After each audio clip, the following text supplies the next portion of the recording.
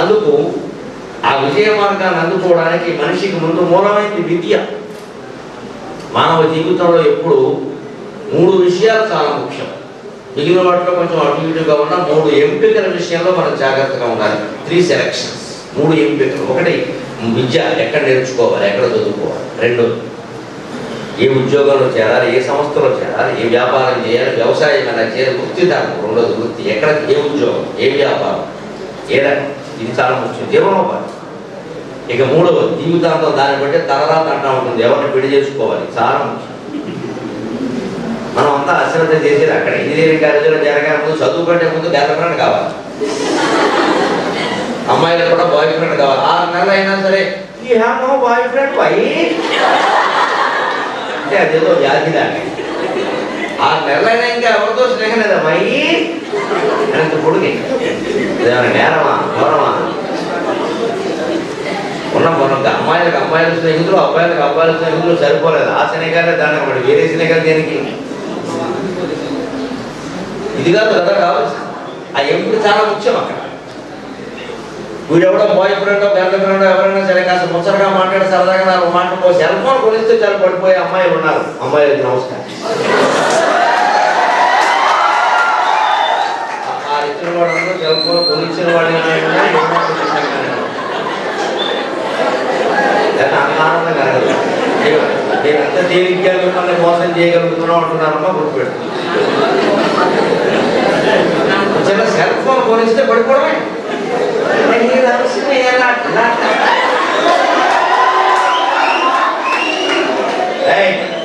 ఒక్క ఏడేస్తే మొత్తం ప్రసంగం అయిపోతుంది. నేను ఎంత చెలొత్తుగా ఉంటాను అంత గంభీరంగా ఉంటాను. నాకు ఈ ప్రపంచమే అవసరం లేదు. సరస్వతీదేవి కాదు. చప్పట్లు కొట్టడం వరకే మీకు హక్కు ఉంది. ఏలేడాలు కేకలేడాలు మధ్యలో మాట్లాడారు కుదరం.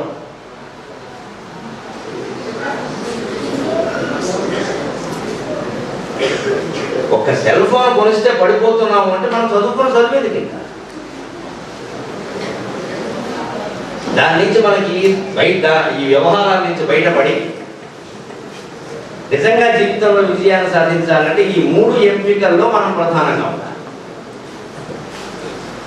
1 మనం నేర్చుకునే విద్య, అది ఎక్కడ నేర్చుకుంటున్నాం. 2 ఉపాధి, అది ఉద్యోగమైనా, వ్యాపారమైనా, వ్యవసాయమైనా, ఏ వృత్తి అయినా మన జీవితానికి సరిపోతుందా సరిపోదా, మనం చేయగలమా లేదా. ఎవరో చేశారు కాబట్టి మనం చేయడం కాదు. మా ఊళ్ళో అందరూ ఈ వ్యాపారం చేస్తున్నారని అందరూ చేసినా నీకు పడకపోవచ్చు ఆ వ్యాపారం. మా ఇంట్లో అందరూ డాక్టర్లేనండి, అంతమంది డాక్టర్లు ఉన్నప్పుడు మనం పేషెంట్ అవ్వడం మంచిది. వైద్యం కలిసి వస్తుంది. మనం కూడా డాక్టర్ ఎందుకు పనిలేక. ఇదంతా బరువు ప్రతిష్ట సమస్య. అదే మాతో చదువుకున్న వాళ్ళందరూ అక్కడ చేయలేరని ఇదంతా అనవసరం. మంద అంటారు, మంద మనస్తత్వం. ఒక గొర్రెలు ముందుకెడితే పగిలిన 10 గొర్రెలు ముందుకెడతాం. వాళ్ళందరూ చేయలేరని నువ్వు చేరడం ఏంటి? నువ్వు చేరడం నిర్ణయించు. సొంత ఆలోచన లేకుండా ఎప్పుడు ఎవరు అభివృద్ధి కాలేదమ్మా. జీవితంలో ఏ ప్రధానమైన వ్యక్తుల జీవిత చరిత్రగా మీరు చదవండి. సొంత ఆలోచన లేనివాడు దేశంలో కాదు భూమండలం మీద ఎవరు చరిత్రలో ప్రసిద్ధికి ఎక్కిన దాఖలాలు. సొంత ఆలోచన ఉన్నవాడే అభివృద్ధి చెందుతాడు. నాకు వారాధారం ఈరాధారం నేను వారు చెప్పినట్టు పెట్టాలి. వినే విషయాలు ఉన్నాయి, వినకూడని విషయాలు కూడా ఉన్నాయి. అది మనం విచక్షణతో నిర్ణయించుకోవాలి. అందుకే భక్తులు సుభాషితంలో చెబుతారు తెలుగు పద్యంలో, ఎటువంటి కళాశాలను ఎంచుకోవాలి, ఎటువంటి ఉద్యోగాన్ని ఎంచుకోవాలి, ఎటువంటి వ్యక్తిని పెళ్లి చేసుకోవాలి. 3 చాలా ముఖ్యం కదా. ఎటువంటి వృత్తిని ఎంచుకోవాలి, ఏ ఉద్యోగం ఎక్కడ ఏ సంస్థను ఎంచుకోవాలి, లేదా ఏ వ్యక్తిని పెళ్లి చేసుకోవాలి. అసలు ముందు చదువు, ఏ చదువు ఎంచుకోవాలి. 10వ తరగతి వరకు అందులో అన్ని చదవాల్సిందే, అన్ని సబ్జెక్టులు ఉన్నాయి. కానీ ఇంటర్మీడియట్లో కట్టేసరికి ఎంపీసీ, బైపీసీ, హెచ్సిసి, సిఈసి విభాగాలు వస్తాయి. డిగ్రీలో కట్టేసరికి ఇంకా వస్తాయి. ఇంకా పీజీలో కట్టేసరికి కేవలం 1 సబ్జెక్టే ఉంది. ఇంకా 2వది కూడా ఉండే అవకాశం. అందుకని వెళుతున్న కొద్దీ ఏమవుతుంది మీరు గమనించండి. విద్యార్థులు సూక్ష్మం అవుతుంది వ్యవహారం. 10వ తరగతిలో మనకు అన్నీ ఉంటాయి. నేను సైన్స్ నాకు నచ్చదండి, సోషల్ నచ్చదండి, నేను 3 భాషలు నేర్చుకోనండి అంటే కొందరు త్రిభాష సిద్ధాంతం 3 ఏడవలసింది. నువ్వు మాట్లాడదు.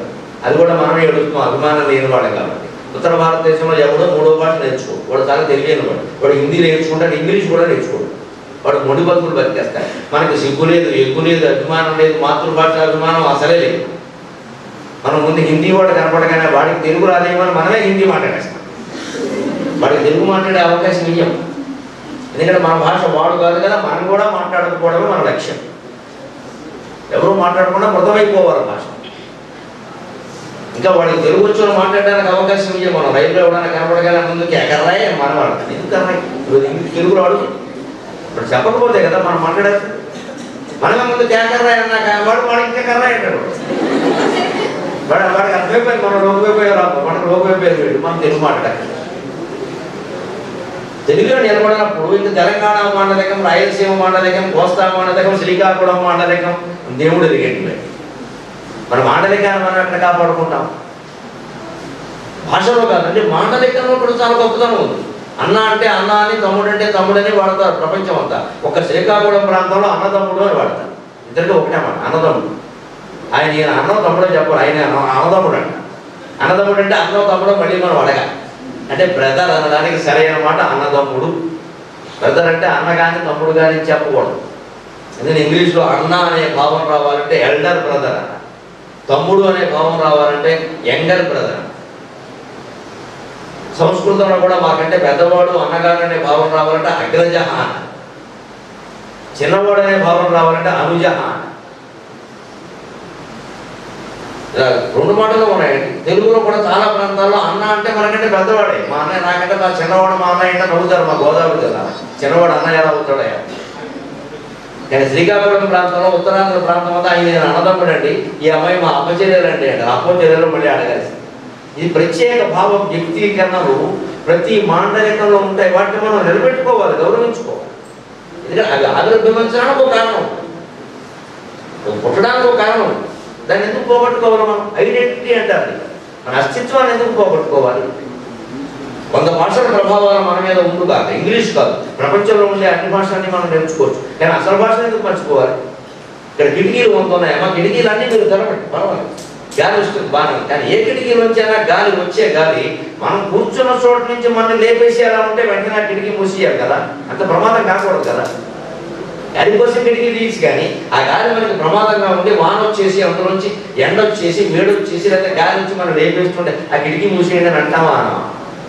ఇవాళ ఇంగ్లీష్ అంత ప్రమాదకరంగా తయారయ్యేది. మొత్తం మనం మృతి చెందే భాషలు చేస్తున్నాం. మిగిలిన ఏ భాషని మనం ద్వేషించక్కల. ఇంగ్లీష్ ద్వేషంతో నేను మాట్లాడతాను, ఇంగ్లీష్ నేను చదువుకోను, దాని గురించి కాదు. ఎంతవరకు చదువుకోవాలి, ఎంతవరకు అవసరం? వాడు ఉద్యోగానికి ఇంగ్లీష్ అవసరం, ఏ పని చేసినా ఇంగ్లీష్ అవసరం, కంప్యూటర్కి ఇంగ్లీష్ అవసరం బాగా నేర్పిస్తున్నాను. ఇప్పుడు తెలుగు దేనికి అవసరం నేను స్పష్టంగా చెబుతున్నాను. నీకు ఉద్యోగం రావడానికి ఇంగ్లీష్ వాళ్ళు వస్తే రావచ్చు. వచ్చిన ఉద్యోగం నిలబడాలంటే తెలుగు చదువుకోవాల్సిందే, తెలుగు సాగించింది చదవాల్సింది, లేక నిలబడదు పోతుంది.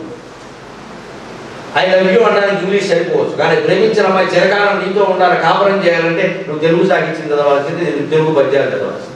ఓ దమయంతి కథ చదవాల్సింది, ఓ సీతాదేవి కథ చదవాల్సింది, ఓ సీతారాముల కథ చదవాల్సింది, లేకపోతే కుదరదు. అంటే కేవలం ఉద్యోగం రావడం, కేవలం చదువు రావడం, కేవలం పెళ్ళి అవ్వడం కావాలా?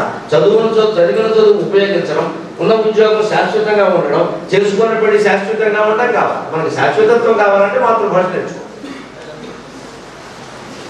ఆ మాతృభాషలోనే ఒక పద్యం చూడండి. నువ్వు చదువు నేర్చుకున్నా సరే ఎంచుకోవలసిన కళాశాల ఏంటి?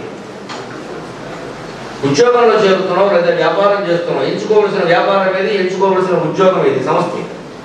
అలాగే నువ్వు పెళ్లి చేసుకోదలుచుకున్నావు, అమ్మాయి ఎలా ఉండాలి, అబ్బాయి ఎలా ఉండాలి, తర్వాత నీ జీవితం ఎలా ఉండాలి. నీలము తప్తలోకమున నిలిచి అనామకమైన శింసు ఆనీలము ముత్యమట్లు నలిని జన సముష్ఠితమైదనచ్చు ఆనీరమే శుక్తిలోబడి మణిత్వము గంచు సమంచిత ప్రభన్ పౌరుష వృత్తులిట్లు అతము మద్యము ఉత్తము వంచువారికి. సంస్కృతంలో భర్తృహరి 300 సుభాషితాలు రచించాడు. అందులో వాటినన్నింటినీ ఏనుగు లక్ష్మణ కవి అని ఒక ఆయన కాకినాడ దగ్గర పెద్దాపురానికి చెందినటువంటి మహానకవి. ఆయన పైడిమల్లి లక్ష్మణ కవి నిజాన్ని. కానీ ఆయన మహారాజు గారు, పెద్దాపురం సంస్థానాన్ని పరిపాలించే మహారాజు గారు ఆయన కవిత్వానికి ఆనందించి ఏనుగు మీద ఊరేగించారు. ఆ రోజుల్లో గజారోహణం అనేది ఒక సత్కారం. ఆ ఏనుగు మీద ఊరేగించడం ఆ రోజుల్లో చాలా గొప్పగా అవ్వడం వల్ల ఆయన అందులో ఏనుగు లక్ష్మణ కవి ఉండడం వారింటారు. ఆయన ఇంటి పేరు ఏనుగే.